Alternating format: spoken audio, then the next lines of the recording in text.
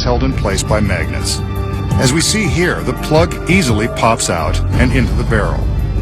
As the audience is distracted by the assistants, by the assistants spinning the barrel, the girl inside is removing the magnetic plug and squeezing feet first through the tricked spring-loaded bars. This is where practice and a willing assistant are critical. These secret angles show her path from one barrel into the next. It's a tight fit, but judging by her costume, she's used to such things. Once inside, she waits for the red handkerchief, which is the key to selling the speed of the illusion. Remember how it went in one hole and appeared a second later through the other? Here's how it happens so quickly. There's a second handkerchief. Before the trick began, the girl concealed it in her very tight costume.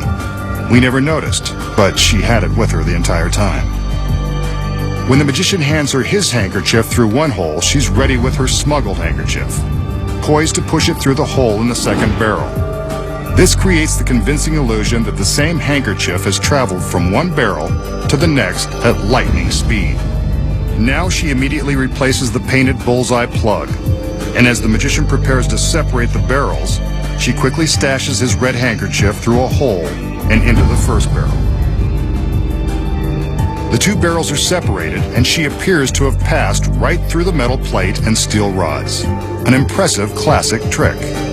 And now you know the secrets.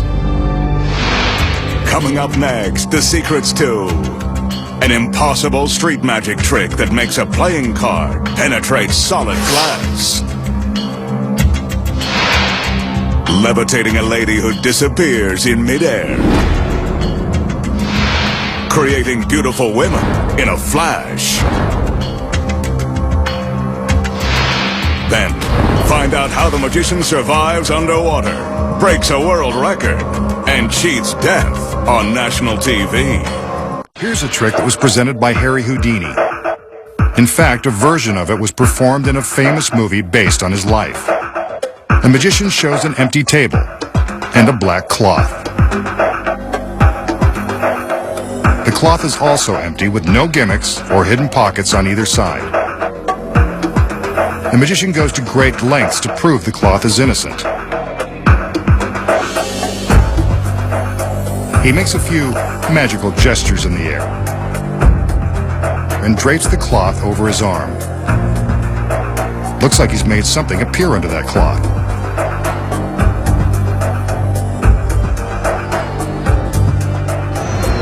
He puts it on the table and reveals a large fishbowl complete with live goldfish. Amazing.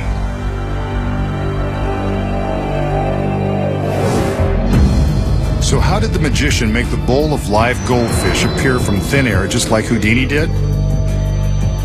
Here are the secrets. The magician begins by showing us there's nothing unusual about the cloth. There isn't. When he drapes it over his arm, it looks like he's making the fishbowl appear, but he hasn't. From this angle, we can see that he's merely draping the cloth over his arm and acting like something is appearing beneath it. But if the bowl isn't under the cloth, where does it come from? The secret here is in the table itself. This circular tablecloth is concealing the bowl. While it looks like an empty table from the front, from the back we can see the bowl is actually hidden inside this fake tablecloth. When we first see the table, we don't assume anything is out of the ordinary. The magician is quick to draw our attention away from the table and to the cloth. But this table contains another secret. Beneath the bowl is a weighted duplicate tablecloth that is collapsed by means of a drawstring. A simple pull, and the duplicate cloth is collapsed up to the tabletop. This drawstring is held in place by the heavy fishbowl.